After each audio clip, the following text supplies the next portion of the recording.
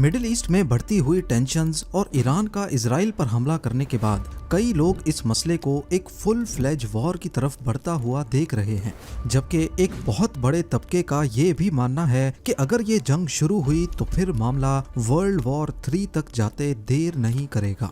पर क्या वाकई ऐसा होने वाला है? 1 अक्टूबर को ईरान ने इजराइल पर इस साल का दूसरा डायरेक्ट हमला करके पूरी दुनिया को हैरत में डाल दिया है। पहला हमला अप्रैल 2024 में किया गया था, जिसमें ड्रोन्स और क्रूज मिसाइल्स का इस्तेमाल किया गया, लेकिन अब की बार ये हमला सिर्फ बैलिस्टिक मिसाइल से किया गया। ये हमला इतना कैलकुलेटेड था कि एक भी मिसाइल आबादी वाले एरिया में नहीं गिरा। ईरान ने सिर्फ मिलिट्री बेसेस और एयरफील्ड्स को टारगेट करके एक तरह से अपना मैसेज इजराइल तक पहुंचाया है। इजराइल को दूसरा शॉक तो तब लगा जब आयरन डोम भी काफी सारे मिसाइल्स को हवा में ही फाड़ने में नाकाम रहा। इनमें से कुछ मिसाइल्स ने इजरायली एयरबेस को हिट किया, जहां पर अमूमन इजराइल के लॉकहीड मार्टिन F-35 खड़े होते हैं। सैटेलाइट इमेजेस ने भी कंफर्म किया है कि एक ईरानियन मिसाइल ठीक हैंगर के ऊपर जाके गिरा। अब दुनिया की नजरें इजराइल की तरफ हैं।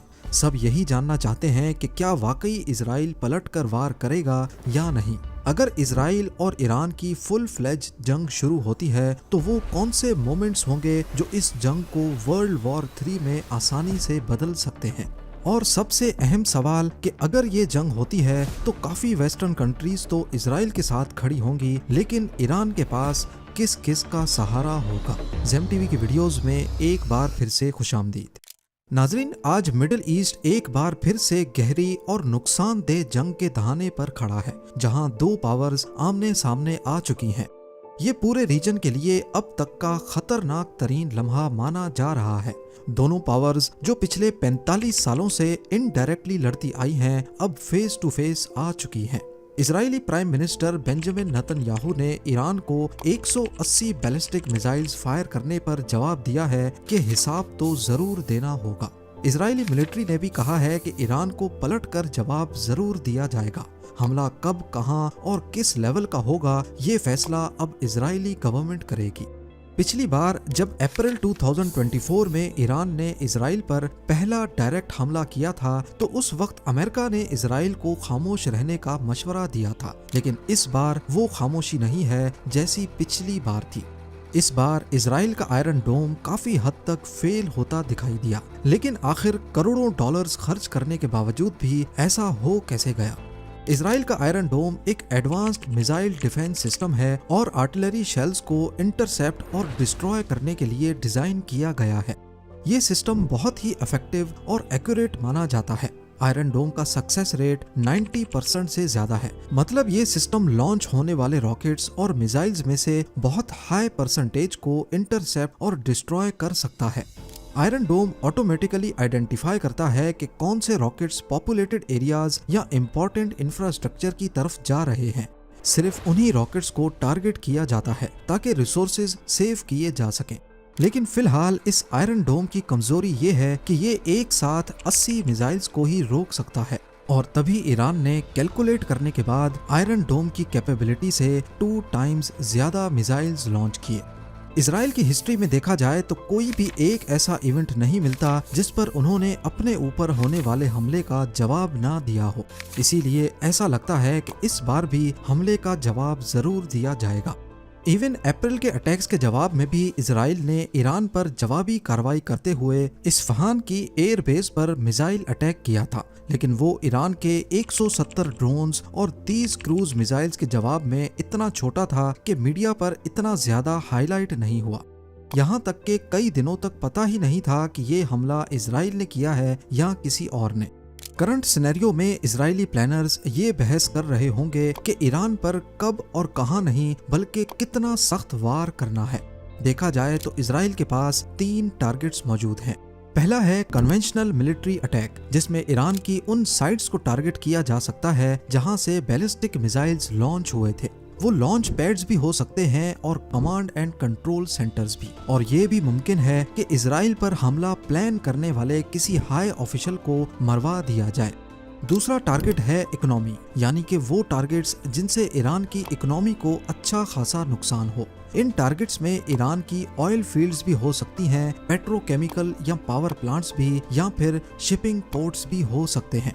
लेकिन एक्सपर्ट्स का मानना है कि ये इजराइल के लिए इतना अच्छा टारगेट नहीं है, क्योंकि इससे ईरान की सिविलियन पॉपुलेशन को नुकसान होगा, और क्योंकि ईरान ने अपने बैलिस्टिक मिसाइल्स से इजराइल की सिर्फ मिलिट्री इंस्टॉलेशंस को टारगेट किया था, तो शायद इजराइल भी सिविलियन आबादी पर हमला ना करे। और आखिर में है तीसरा और सबसे खतरनाक टारगेट, ईरान का न्यूक्लियर प्रोग्राम। यही वो प्रोग्राम है जिसकी वजह से अमेरिका ने पिछले कई सालों से ईरान पर सैंक्शंस लगा रखी हैं। ऑफिशियली अभी तक ईरान के पास न्यूक्लियर टेक्नोलॉजी तो नहीं है, लेकिन इस पर तेजी से काम जरूर चल रहा है। नेचुरली यूरेनियम में एक खास आइसोटोप जिससे न्यूक्लियर बॉम्ब बनता है, उसकी क्वांटिटी सिर्फ 0.7% होती है। इस आइसोटोप को U-235 कहते हैं। 0.7% न्यूक्लियर बॉम्ब बनाने के लिए काफी नहीं होता। इसके लिए जरूरी है कि U-35 की क्वांटिटी कम से कम 20% हो। ये क्वांटिटी बढ़ाने के प्रोसेस को यूरेनियम एनरिचमेंट कहा जाता है। अमेरिका, इजराइल और कई मुल्कों का मानना है कि ईरान अपनी सीक्रेट न्यूक्लियर फैसिलिटीज में यूरेनियम को एनरिच कर रहा है, और वो अपने मकसद को पूरा करने के काफी करीब भी है, जिसके बाद वो एक न्यूक्लियर बॉम्ब बनाने में कामयाब हो जाएगा। उनका मानना है कि अगर ईरान के पास न्यूक्लियर बॉम्ब आ गया तो फिर वो दुनिया से अपनी मर्जी के फैसले भी करवाएगा। इजराइल इन न्यूक्लियर फैसिलिटीज को भी टारगेट कर सकता है, जहां ईरान कई सालों से यूरेनियम की एनरिचमेंट पर काम कर रहा है। ईरान के शहर नातांज में उनका सबसे बड़ा एनरिचमेंट प्लांट है। ये फैसिलिटी पहले भी कई बार सैंक्शंस और इंस्पेक्शंस का शिकार रही है। दूसरी फैसिलिटी जो सबसे ज्यादा खतरनाक मालूम होती है, वो यहाँ फोर्डो विलेज के करीब पहाड़ों के अंदर खुदाई करके बनाई गई है, जिसका मेन मकसद फैसिलिटी को एयर स्ट्राइक से बचाना है। लेकिन इन दोनों के अलावा ईरान में और भी कई न्यूक्लियर साइट्स हैं जो इजराइल के निशाने पर हो सकती हैं। ईरान पर हमला करना शायद इजराइल के लिए इतना बड़ा मसला ना हो, लेकिन उसके जो कॉन्सिक्वेंसेस होंगे वो ज्यादा खतरनाक हो सकते हैं। ईरान का कहना है कि इजराइल पर हमला करके उन्होंने बैरूत में हिजबुल्लाह के लीडर हसन नसरुल्लाह और तेहरान में हमास लीडर इस्माइल हैनिये की मौत का बदला ले लिया है, यानी अब हिसाब बराबर हो चुका है। ईरानियन प्रेसिडेंट मसूद पेज़ेश्कियान का कहना है कि ये जो हमने किया है ये हमारी सलाहियत की सिर्फ एक छोटी सी झलक है। अगर इजराइल की ज़ायोनिस्ट रेजिम ने हमें जवाब देने की कोशिश भी की तो फिर ईरान अनकन्वेंशनल तरीकों पर उतर आएगा। देखा जाए तो ईरान की मिलिट्री और एयरफोर्स दोनों इजराइल से काफ़ी कमज़ोर हैं, और उनका एयर डिफेंस सिस्टम भी इस काबिल नहीं है कि इजराइल के मिसाइल्स को रोक सके। और ये सब इस वजह से है क्योंकि ईरान कई सालों से इंटरनेशनल सैंक्शंस फेस कर रहा है। आसान अल्फाज में समझा जाए तो इंटरनेशनल सैंक्शंस किसी भी मुल्क को पनिश करने के लिए लगाई जाती हैं। ईरान के पास पूरी दुनिया के ऑयल रिजर्व्स का ऑलमोस्ट 10% हिस्सा है, जो इसको 4th पोजीशन पे खड़ा करता है। लेकिन सैंक्शंस लगने की वजह से ये अपना ऑयल सिर्फ लिमिटेड कंट्रीज को ही बेच सकता है। इसके अलावा international banking transactions Swift system के जरिए होती हैं, और इस स्विफ्ट सिस्टम में से भी ईरान को निकाला हुआ है, जिसकी वजह से यहाँ पैसे भेजना बहुत मुश्किल है। इन तमाम रिस्ट्रिक्शंस की वजह से ईरान की आर्मी इस काबिल नहीं है कि इजराइल का मुकाबला कर सके, और ना ही ईरान की इंटेलिजेंस एजेंसी मॉइस इतनी स्ट्रॉन्ग है कि इजराइल में कोई टारगेटेड ऑपरेशन प्लान कर सके, जैसे इजराइल की मुसाद ने लेबनान में पेजर अटैक किया था। लेकिन इसका मतलब ये नहीं है कि ईरान बिल्कुल खोखला है। उनके पास बैलिस्टिक मिसाइल्स और क्रूज मिसाइल्स की अनगिनत क्वांटिटी मौजूद है। यानी अगर इजराइल ने हमला किया तो ईरान के पास सिर्फ 3 ही ऑप्शंस बचते हैं। एक तो हैं प्रॉक्सीज, यानी लेबनान में हिजबुल्लाह और यमन में हूथीज, जो ऑलरेडी इजराइल पर लगातार हमले कर रहे हैं। दूसरा ऑप्शन है ईरान के बैलिस्टिक मिसाइल्स, जो हो सकता है इस बार ईरान इजराइल की लोकल पॉपुलेशन को टारगेट करने के लिए लॉन्च करे। और तीसरा ऑप्शन ऐसा है जो अगर ईरान ने इस्तेमाल किया तो ना सिर्फ इजराइल बल्कि दुनिया की बहुत सारी कंट्रीज अफेक्ट हो सकती हैं, और यही ऑप्शन इजराइल और अमेरिका के लिए खतरा बना हुआ है। जी हाँ, ईरान पहले ही कह चुका है कि अगर इजराइल ने हम पर हमला किया तो फिर हम उन कंट्रीज को भी नुकसान पहुंचाएंगे जो इजराइल को सपोर्ट करती हैं। वो तीसरा ऑप्शन ये है कि ईरान की IRGC नेवी जो पर्शियन गल्फ में अपना होल्ड जमाए बैठी है, बेशक उनके पास छोटी ही सही लेकिन मिसाइल अटैक करने वाली शिप्स का बहुत बड़ा ग्रुप है। ये शिप्स डायरेक्टली अमेरिका के सपोर्टर्स बहरेन या सऊदी अरब पर हमला नहीं कर सकती, क्योंकि अमेरिका ने इस खतरे को नजर में रखते हुए पहले से ही बहरेन में अपनी नेवी की 5th फ्लीट वॉरशिप रखी हुई है। लेकिन ईरान की शिप्स स्ट्रेट ऑफ हॉर्मुज पर आसानी से माइंस डिप्लॉय कर सकती हैं और यही खतरा इजराइल और अमेरिका को खाए जा रहा है।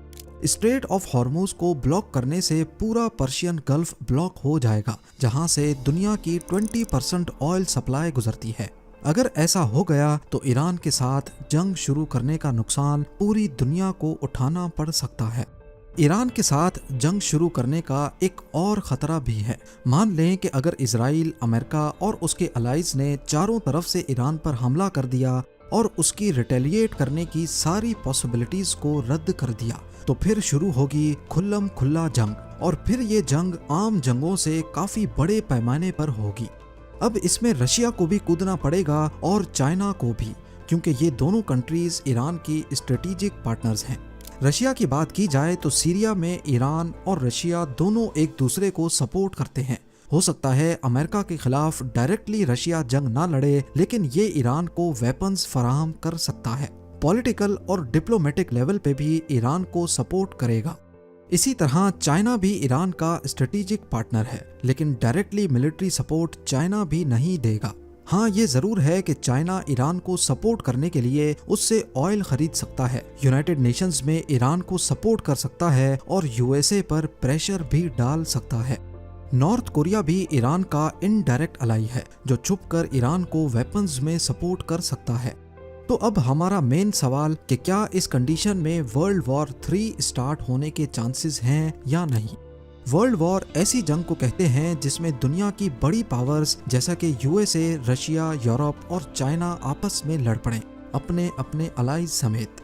लेकिन ईरान पर हमला करने की सूरत में ऐसा होना काफी मुश्किल तो है, लेकिन नामुमकिन नहीं।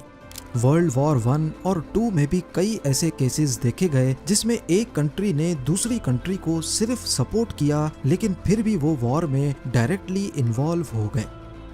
आर्च ड्यूक फ्रांज फर्डिनेंड की असैसिनेशन के बाद ऑस्ट्रिया हंगेरी ने सर्बिया पर हमला किया। इस जंग में जर्मनी ने ऑस्ट्रिया हंगरी को सपोर्ट किया तो रशिया ने सर्बिया को। ऐसे करते करते फ्रांस और ब्रिटेन भी इस जंग में शामिल हो गए, क्योंकि वो उस वक्त रशिया के अलाइज थे। इस तरह अलायंसेस के थ्रू वॉर का स्कोप बढ़ता चला गया और वर्ल्ड वॉर 1 शुरू हो गई। ऐसी ही एग्जांपल्स हमें वर्ल्ड वॉर 2 में भी मिलती हैं। जब जर्मनी ने यूरोप के मुल्कों पर हमले किए तो इटली ने उसकी मदद की। इस सपोर्ट की वजह से अलाइड पावर्स जैसे कि ब्रिटेन, फ्रांस और USA ने इटली को भी टारगेट करना शुरू कर दिया। बेशक उस वक्त तक इटली ने खुद कोई हमला नहीं किया था। जंग की सिचुएशन में कोई नहीं देखता कि अगले ने हमले की शुरुआत की है या नहीं। जैसे अभी इजराइल और ईरान के कॉन्फ्लिक्ट में अमेरिका दूर दूर से ही इजराइल की मदद कर रहा है, इसी तरह वर्ल्ड वॉर 2 में भी पहले अमेरिका खुद को जंग से अलग रखकर अपनी इकोनॉमी पे फोकस करना चाह रहा था। लेकिन फिर एक वाकया हुआ जिसकी वजह से अमेरिका ना चाहते हुए भी जंग में कूद पड़ा। ये जापान का पर्ल हार्बर अटैक था, जिस पर जेम टीवी की ये डिटेल वीडियो भी आप देख सकते हैं। इसका लिंक डिस्क्रिप्शन में मौजूद है। कुल मिलाकर बात यह है कि ईरान पर अगर इजराइल ने बड़ा हमला किया तो इन दोनों मुल्कों की फुल फ्लेज वॉर शुरू हो सकती है, और अगर इस जंग में अमेरिका ने शिरकत की तो फिर जंग पूरे रीजन में फैल सकती है और चांसेस हैं कि वर्ल्ड वॉर 3 भी शुरू हो जाए। लेकिन ये सिर्फ अजम्पशंस हैं, ऐसा होगा कि नहीं ये तो वक्त ही बताएगा। आपकी इस पूरे मामले में क्या राय है मुझे कमेंट सेक्शन में जरूर बताएं। उम्मीद है जेम टीवी की ये वीडियो भी आप लोग भरपूर लाइक और शेयर करेंगे। आप लोगों के प्यार भरे कमेंट्स का बेहद शुक्रिया। मिलते हैं अगली शानदार वीडियो में।